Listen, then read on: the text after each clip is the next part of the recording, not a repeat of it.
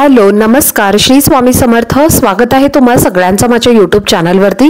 आजचा दिवस तुम्हा सर्वांना खूप छान सुखाचा आणि आनंदाचा जाऊ देत हीच मी स्वामींच्या चरणी प्रार्थना करते आणि आजच्या व्हिडिओला सुरुवात करते। पण त्या अगोदर तुम्ही माझ्या चॅनलवरती जर नवीन असाल तर चॅनलला सबस्क्राइब नक्की करा। त्याचबरोबर कमेंटमध्ये श्री स्वामी समर्थ लिहायला अजिबात विसरू नका। उद्या 8 एप्रिल वार आहे सोमवार आणि उद्याच्या दिवशी आलेली आहे सोमवती अमावस्या। सोमवारी जेव्हा अमावस्या येते त्या अमावस्येला सोमवती अमावस्या असं म्हटलं जातं। सोमवती अमावस्या हा अत्यंत दुर्मिळ योग आहे आणि प्रत्येक महिन्यामध्ये अमावस्या येत असते, पण प्रत्येक अमावस्येचं महत्त्व सुद्धा वेगवेगळं असतं। सोमवती अमावस्या ही सर्वश्रेष्ठ अमावस्या मानली जाते आणि प्रत्येक अमावस्येला आपण माता लक्ष्मीची पूजा करत असतो। पण सोमवती अमावस्येच्या दिवशी माता लक्ष्मीच्या पूजेसोबतच भगवान शिव आणि माता पार्वतीची सुद्धा पूजा करायची असते। या दिवशी सौभाग्यवती स्त्रियांनी व्रत करायचं असतं।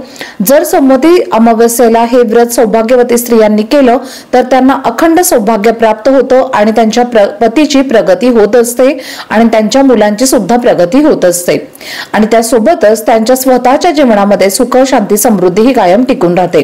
त्यामुळे या दिवशी सौभाग्यवती स्त्रियांनी आवर्जून या अमावस्येचं व्रत हे करायचं आहे। त्यासोबतच या दिवशी काही उपाय सुद्धा करायचे असतात आणि म्हणूनच आजच्या या व्हिडिओमध्ये तुमच्यासोबत मी एक अतिशय प्रभावशाली उपाय शेअर करणार आहे। आपल्याला या अमावस्येच्या दिवशी सकाळी आपल्या घरामध्ये असं एक फळ घेऊन यायचं आहे आणि हे फळ आपल्या घरामध्ये आपण जर आणलं तर प्रत्येक कामामध्ये आपल्याला यश मिळेल आणि तुमच्या घरातील दारिद्र्य, अडचणी, इडापिडा, नकारात्मक शक्ती, वाईट शक्तींचा नाश होईल आणि तुमच्या घराची, मुलांची आणि पतीची अगदी भरभरून प्रगती होईल। असा हा एक अत्यंत प्रभावशाली उपाय तुमच्या सोबत मी आजच्या व्हिडिओमध्ये शेअर करणार आहे। त्यामुळे व्हिडिओ हा स्किप न करता शेवटपर्यंत नक्की पहा, जेणेकरून तुमच्यापर्यंत योग्य ती माहिती पोहोचेल। आणि तुम्ही माझ्या चॅनलवरती जर नवीन असाल तर असेच माहितीपूर्ण व्हिडिओ पाहण्यासाठी चॅनलला पण लगेच सबस्क्राइब करा आणि बेल आयकॉनला पण प्रेस करा, म्हणजे मी जेव्हा ही नवीन व्हिडिओज अपलोड करेन त्याचं नोटिफिकेशन सर्वात आधी तुम्हाला मिळेल आणि तुमचा एकही व्हिडिओ हा मिस होणार नाही। तर पहा, अमावस्या म्हटलं की बरेच जण खूप घाबरतात, पण खरं तर अमावस्या हा अत्यंत पवित्र आणि महत्त्वाचा दिवस मानला जातो। या दिवशी आपण माता लक्ष्मीची पूजा करत असतो आणि त्यासोबतच काही उपाय सुद्धा जर आपण केले तर आपल्या आयुष्यातील अडीअडचणी आपण दूर करू शकतो। इतका महत्त्वाचा हा दिवस मानला जातो। या दिवशी दानाला आणि स्नानाला सुद्धा विशेष महत्त्व दिलं जातं। पवित्र गंगेवरती स्नान करून आपण जर दान केलं तर पहा, सोमवती अमावस्या आहे आणि या दिवशी आपल्याला पांढऱ्या तांदळाचं दान करायचं असतं, तिळाचं दान सुद्धा करायचं असतं आणि पाण्याचं सुद्धा दान हे करायचं असतं। जर तुम्ही या तिन्हीपैकी एकाचं दान केलं तर तुमच्यावरती पितृ हे नक्कीच प्रसन्न होतील आणि तुम्हाला सुखी संसाराचा आशीर्वाद सुद्धा देतील। त्यामुळे पितरांसाठी हे दान तुम्हाला करायचं असतं। तर आता आपल्याला उपाय कसा करायचा हे पहा। आपल्या हिंदू धर्मामध्ये अनेक लाखो देवी देवता आहेत आणि प्रत्येक देवतेचं वेगवेगळं महत्त्व असतं। प्रत्येक देवतांना आपण विविध पदार्थ आणि विविध वस्तू आणि त्यासोबतच अलंकार हे सर्व काही आपण अर्पण करत असतो। त्याचप्रमाणे प्रत्येक देवांचा खास फुलाने त्यांना प्रिय असणाऱ्या फळांचा किंवा फुलांचा आपण त्यांना अर्पण करत असतो। आता ही अमावस्या सोमवारी आलेली आहे आणि म्हणूनच या अमावस्येला सोमवती अमावस्या असं म्हटलं जातं।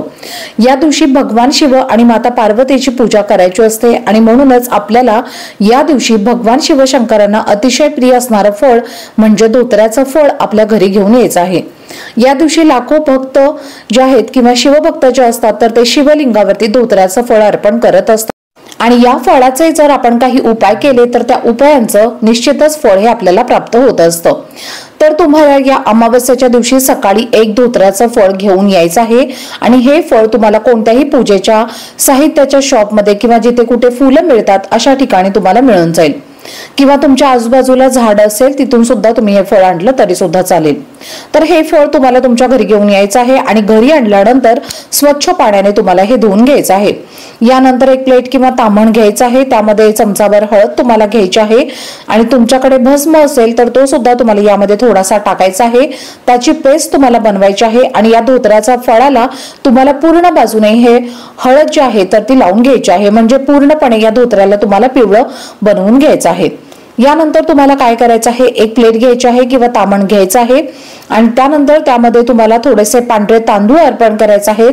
मुठभर तांदूळ त्यामध्ये तुम्हाला टाकायचे आहेत आणि त्या तांदळावरती तुम्हाला हळदीनं पिवळं केलेलं जे धोत्र्याचं फळ आहे तर ते तुम्हाला ठेवायचं आहे आणि ते तुम्हाला तुमच्या देवघरामध्ये ठेवायचं आहे. देवघरामध्ये ठेवण्याच्या आधी तुम्हाला तुमच्या देवघरामध्ये दिवा प्रज्वलित करून घ्यायचा आहे, अगरबत्ती धूप लावायचे आहे आणि त्यानंतर आसनावरती बसून तुम्हाला हा उपाय करायचा आहे. आता हे फळ तुम्हाला तुमच्या देवघरासमोर ठेवायचं आहे आणि यानंतर तुम्हाला 3 वेळेला कालभैरवाष्टकमचं पठण करायचं आहे. कालभैरवाष्टकम हे नकारात्मकता, वाईट शक्ती दूर करण्यासाठी अतिशय प्रभावी असं मानलं जातं. प्रत्येक सोमवारी आपल्या घरामध्ये कालभैरवाष्टकमचं जर पठण आपण केलं तर त्याचा निश्चितच आपल्याला फायदा हा होत असतो. तर कालभैरवाष्टकम हे तुम्हाला नित्यसेवेच्या पुस्तकामध्ये मिळेल किंवा तुम्ही गुगलवरती सर्च करून म्हटलं तरी सुद्धा चालेल. हे फळ तुमच्या संपूर्ण दिवसभर तुमच्या देवघरामध्ये ठेवायचं आहे आणि यानंतर संध्याकाळी म्हणजे उद्या अमावस्येच्या दिवशी संध्याकाळी जो प्रदोष वेळ असतो तर 4 नंतर ते तुम्ही रात्री 7:30 किंवा 8 पर्यंत तुम्हाला काय करायचं आहे, तुम्हाला हे फळ उचलून घ्यायचं आहे. एक पांढऱ्या रंगाचा तुम्हाला कपडा घ्यायचा आहे, त्या कपड्यावरती तुम्हाला हे फळ ठेवायचं आहे आणि यानंतर याची एक पोटली तयार करायची आहे आणि हे फळ तुम्हाला तुमच्या संपूर्ण घरामध्ये सगळ्या भिंतींना टच करत तुम्हाला फिरवायचं आहे. अशा पद्धतीने संपूर्ण घरभर फिरवल्यानंतर घरातल्या प्रत्येक व्यक्तीवरनं 7 वेळेला उतरवायचं आहे. तुमच्या घरावरनं सुद्धा तुम्हाला 7 वेळेला उतरायचं आहे आणि देवघरावरती सुद्धा उतरवायचं आहे. घरातील लहान मुलं, मोठी किंवा बाधित व्यक्ती, आजारी व्यक्ती तुमच्या घरामध्ये असेल तर त्या व्यक्तींवरनं तुम्हाला उतरवून घ्यायचं आहे आणि ही पोटली तुम्हाला घेऊन जायचं आहे शिव मंदिरामध्ये. तुमच्या आजूबाजूला जिथे कुठे शिव मंदिर असेल तिथे तुम्हाला ही पोटली घेऊन जायची आहे आणि तिथे तुम्हाला हे फळ आणि हे जे तांदूळ आहेत जे आपण शिवलिंगावरती अर्पण करायचं आहे. तिथे गेल्यानंतर तुम्हाला भगवान शिवांना प्रार्थना करायची आहे.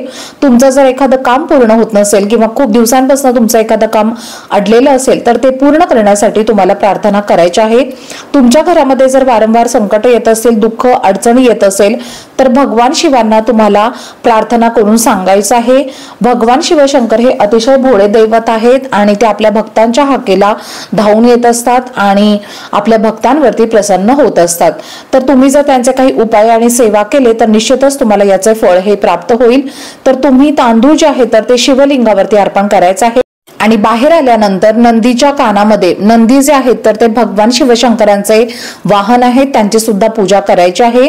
त्यांना सुद्धा हळदी कुंकू लावायचं आहे. त्यांच्या डाव्या कानामध्ये तुम्हाला तुमची इच्छा व्यक्त करायची आहे आणि हा उपाय तुम्ही कशासाठी करत आहात हे तुम्हाला त्यांच्या कानात सांगायचं आहे. शिवलिंगाची पूजा केली जाते. इच्छा सुद्धा आपण जर नंदीच्या कानामध्ये व्यक्त केली तर तेव्हा आपली इच्छा ही निश्चितच पूर्ण होते.